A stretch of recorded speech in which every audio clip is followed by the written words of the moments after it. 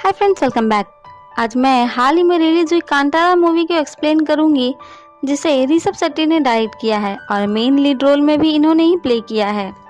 Story start करने से पहले आपसे रिक्वेस्ट है कि अगर आपने मेरे चैनल को सब्सक्राइब नहीं किया है तो प्लीज़ पहले मेरे चैनल को सब्सक्राइब ज़रूर कर दें।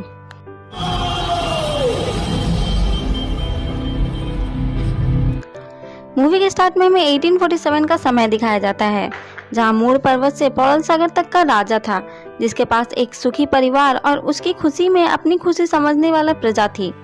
पर फिर भी राजा को आत्मिक शांति नहीं मिलती थी, जिसके लिए वो कई मंदिरों, तीर्थ स्थलों और तरह तरह के नियम धर्म किए, फिर भी राजा के आंखों को नींद और मन की शांति कभी नहीं मिली।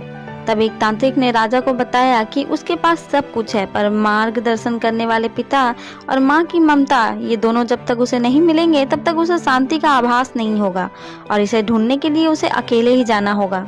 तब राजा अकेले ही अपनी आत्मिक शांति ढूंढने निकल जाता है। वो बहुत सारे गुरुओं से मिलता है और तीर्थ स्थल भी जाता है, पर फिर भी उसे शांति कहीं भी नहीं मिलती है। और अंत में ये सोचकर कि इस धरती में उसे सुख देने वाला कोई भी स्थान या शक्ति नहीं है, सब कुछ छोड़कर वो जंगलों में जा रहा था। रास्ते में उसे गग्गरा की आवाज सुनाई देती है। राजा उस आवाज से डरता नहीं है, बल्कि उसे लगता है कि जैसे माता पिता ने उसे प्यार से अपने पास बुलाया है। वो उस आवाज की तरफ बढ़ता है तो वो एक पत्थर के सामने आकर रुकता है और अपने हथियार को त्याग देता है।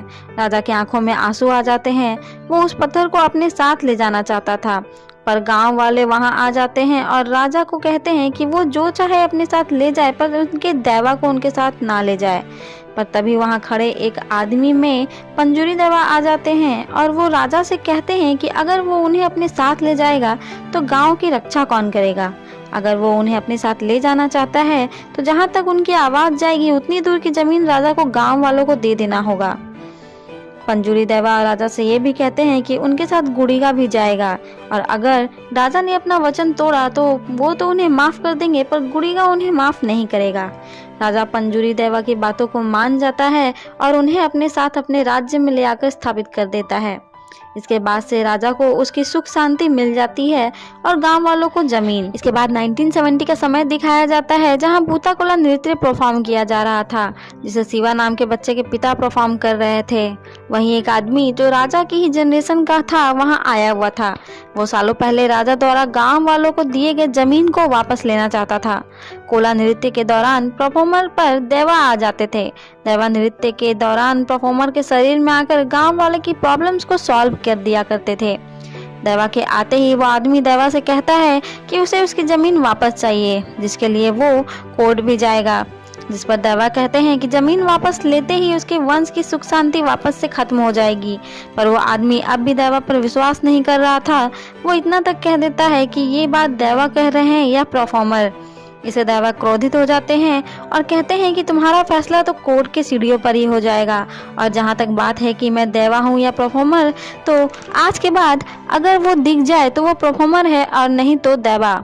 इसके बाद शिवा के पिता अपने हाथों में मसाल लेकर वहां से जंगल की ओर भागते हैं और गायब हो जाते हैं। और इसके बाद से ही शिवा के पिता को कभी दोबारा देखा नहीं गया।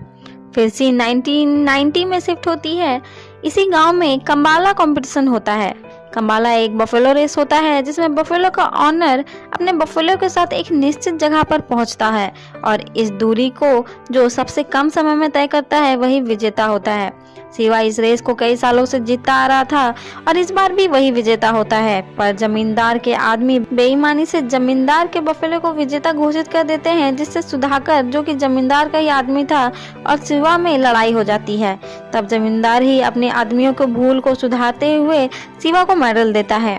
शिवा, जिसकी पीढ़ी स्टार्टिंग से ही कोला परफॉर्म करती थी, पर शिवा के पिता के गायब होने के बाद से ये काम शिवा को करना था, पर वो शराबी बन चुका था, इसलिए ये काम उसका भाई गुरुआ करता था। वो दारू वगैरह पिया करता था और जंगलों में अपने दोस्तों के साथ शिकार करता था और पूरा दिन अपने दोस्तों के साथ ही घूमा करता था, जिसके लिए उसकी माँ भी उसे और उसके दोस्तों को डांटा करती थी। शिवा जमींदार के लीगल और इनलीगल कामों को भी किया करता था, जिसके बदले में जमींदार उन्हें कुछ पैसे या फिर दारू वगैरह पिला दिया करता था। ये जमींदार राजा के ही वंश का था। सबकी लाइफ अच्छी चल रही थी, पर वहाँ एक दिन एक नया फॉरेस्ट ऑफिसर मुरली आता है, जो उन्हें पेड़ों को काटने, शिकार करने से मना करने लगता है। मुरली गांव वालों के कल्चरल बिलीफ को भी नहीं मानता था। इसी कारण शिवा और मुरली कई बार आपस में भिड़ भी जाते हैं। पर प्रॉब्लम तो तब होती है जब फॉरेस्ट ऑफिसर मुरली जंगल को रिजर्व फॉरेस्ट बनाकर गांव वालों को उस एरिया से भगाना चाहता था। शिवा जमींदार से हेल्प मांगता है, पर जमींदार कहता है कि वो उसका ट्रांसफर नहीं करवा सकता है। उसे यहाँ से तभी निकाला जा सकता है जब वो अपना काम ठीक से ना करे। तब शिवा अपने दोस्तों के साथ जंगल में पहले से भी ज्यादा शिकार करने लगता है और पेड़ों को काटने लगता है, जिससे मुरली यहाँ से निकाल दिया जाए। जंगल में शिकार करते हुए शिवा को गग्गरा की आवाज भी आती है। तभी उसके सामने एक पिग आ जाता है जिसने गग्गरा और आभूषण पहने हुए थे, जिससे हमें पता चलता है कि ये कोई नॉर्मल पिग नहीं था। ये पहली बार नहीं था। शिवा को उसके पिता के गायब होने के बाद से कई बार गग्गरा की आवाजें और नाइटमेयर्स आते थे, जिसमें खुद देवा होते थे। एक दिन गांव की एक लड़की लीला पुलिस ट्रेनिंग लेकर वापस गांव आती है। शिवा लीला को बहुत पसंद करता था और बाद में लीला भी शिवा को पसंद करने लगी थी। दोनों के बीच नजदीकियां काफी बढ़ जाती हैं। शिवा लीला को लेकर जमींदार के पास जाता है जिससे कि वो लीला को नौकरी पर लगवा दे। पर ड्यूटी के पहले ही दिन लीला को मुरली के साथ गांव जाना पड़ता है, लोगों को उनकी जगह छोड़कर चले जाने के लिए कहने के लिए। यहाँ शिवा और मुरली फिर से आपस में भिड़ जाते हैं। गांव वाले भी बाकी पुलिस वालों के साथ साथ लीला को भी इन सभी के लिए जिम्मेदार ठहरा रहे थे, ये सोचे बिना ही कि उसका ड्यूटी पर आज पहला ही दिन था। इसके बाद शिवा और मुरली की दुश्मनी और भी बढ़ जाती है। मुरली जंगल को रिजर्व फॉरेस्ट बनाने में लग जाता है। तब जमींदार गांव वालों की हेल्प करता है उनकी जमीन को उनके नाम पर करने के लिए, ताकि फॉरेस्ट ऑफिसर उनसे उनकी जमीन ना छीन पाए। इसके बाद रात में शिवा जमींदार के साथ जंगल में जाता है, जहाँ जमींदार किसी दूसरी औरत से मिलने जाता है। शिवा अकेला बैठा होता है, तभी उसे फिर से गग्गरा की आवाजें सुनाई देती है। तभी वहाँ देवा भी दिख जाते हैं, जिससे शिवा बहुत डर जाता है और भागकर घर चला जाता है। एक दिन सुधाकर मुरली को शिवा का पता बताता है, जिससे कि वो शिकार करता हुआ पकड़ा जाए। सुधाकर मुरली को लेकर वहां जाता है, पर उसके आने का पता लगते ही शिवा और उसके दोस्त छिप जाते हैं। पर जिस पेड़ को वो काट रहे थे वो पुलिस की जीप पर गिर जाती है, जिससे ऑफिसर को काफी चोटें आती है। अब तक पूरे गांव में शिवा और उसके दोस्तों को ढूंढा जा रहा था। एक दिन जब शिवा लीला से मिलने जाता है तो वो लीला से कहता है कि वो खुद को पुलिस के हवाले कर देगा, जिससे ये सब कुछ रुक जाएगा। पर तब तक मुरली शिवा को ढूंढ लेता है, शिवा से अपनी दुश्मनी निकालने के लिए और शिवा को लंबे समय तक जेल में रखने के लिए वो खुद को ही चोट पहुंचाता है और सारा इल्जाम शिवा पर लगा देता है। जेल जाकर शिवा देखता है कि उसके दोस्त भी यही हैं। लीला को भी उसके काम से कुछ दिनों के लिए सस्पेंड कर दिया जाता है। इसके बाद हम जमींदार को देखते हैं, जो गुरुआ को अपने गाड़ी में बिठाकर अपने साथ ले जाता है। वो गुरुआ से कहता है कि वो उसके नाम 5 एकड़ जमीन कर देगा। गुरुआ जमींदार से पूछता है कि क्या उससे कुछ चाहिए, पर जमींदार उसे वहाँ कुछ भी नहीं कहता। इसके बाद देर रात गांव वालों को उनके गांव में जीप की आवाज आती है और जब वो बाहर देखने जाते हैं तो उन्हें गुरुआ की लाश मिलती है। उसी रात शिवा को भी नाइटमेयर्स आते हैं, जिसमें गुरुआ देवा के रूप में रो रहा था और उसकी आंखों से खून निकल रहा था। और दूसरे दिन शिवा को गुरुआ की मौत की खबर मिलती है। तब उसे अपने नाइटमेयर्स का याद आता है, जिसमें उसने गुरुआ को रोते देखा था। इसके बाद हम जमींदार को देखते हैं, जो अपने बेटे से बातें कर रहा था कि किस तरह उसकी जनरेशन ने गांव वालों से अपनी जमीन वापस लेने की कोशिश की है। यहाँ ये सच भी रिवील होता है कि गुरुआ को भी जमींदार ने ही मारा था, क्योंकि वो गुरुआ से कह रहा था कि जब वो कौला परफॉर्म करे तो गांव वालों से उसकी जमीन को वापस देने को कहे। पर गुरुआ कहता है कि देवा ऐसा नहीं चाहेंगे। लालच देने के बाद भी गुरुआ जमींदार की बात नहीं मानता है। तब वो गुरुआ को मार देते हैं ताकि वो ये बातें गांव वालों को ना बता दे। यहाँ हम समझ पाते हैं कि जमींदार भी बस अच्छा होने का ढोंग कर रहा था, असल में वो भी अपनी जमीन को वापस ही चाहता था। जमींदार को लगता है कि फॉरेस्ट ऑफिसर उसके काम में टांग अड़ा सकता है, इसलिए वो शिवा को जेल से बाहर निकलवाता है और उससे ये बताता है कि गुरुआ को मुरली ने ही मार दिया है, क्योंकि वो कोला को बंद करवाना चाहता था, इसलिए उसने परफॉर्मर को ही मार दिया। ये सुनते ही शिवा गुस्से में अपनी तलवार को धार करने चला जाता है ताकि वो मुरली को मार सके। तब वहाँ लोहार उसे बताता है कि उसने लास्ट टाइम गुरुआ को जमींदार की गाड़ी में ही देखा था, पर वापस लौटते समय जमींदार की गाड़ी में वो अकेला था। शिवा समझ जाता है कि गुरुआ को जमींदार ने ही मार डाला है। इस सच का पता चलते ही जमींदार के आदमी, जो शिवा के पीछे ही थे, वो शिवा को मारने की कोशिश करते हैं, पर शिवा उन सभी को मार गिराता है। इसके बाद वो जमींदार के घर जाता है और उसे धमकाता है। गांव लौटते समय शिवा को फिर से दैवा दिखते हैं, जिसके कारण उसका एक्सीडेंट हो जाता है। वहीं उसे वापस से वही पिग दिखता है जिसने गगरा और आभूषण वगैरह पहन रखा था, जिसका पीछा करते हुए शिवा उसी जगह पर पहुंच जाता है जहां उसके पिता गायब हुए थे। वहां दैवा उसका मार्गदर्शन करते हैं। अब तक मुरली ने गांव वालों को बता दिया था कि जमींदार ने उसके साथ धोखा किया है। उसने गांव वालों की जमीन उसके नाम करने के बजाय खुद के नाम पर कर ली है। वो गांव वालों को इस सब से निपटने का तरीका भी बताता है कि गांव वाले जंगल को रिजर्व फॉरेस्ट बनने में हेल्प करें, ताकि ये जमीन जमींदार की भी ना रह जाए और इसके बाद वो सरकार से बात कर अपनी जगह पर रह सकते हैं। तभी शिवा भी वहां पहुंच जाता है, जो कि बहुत शांत दिख रहा था।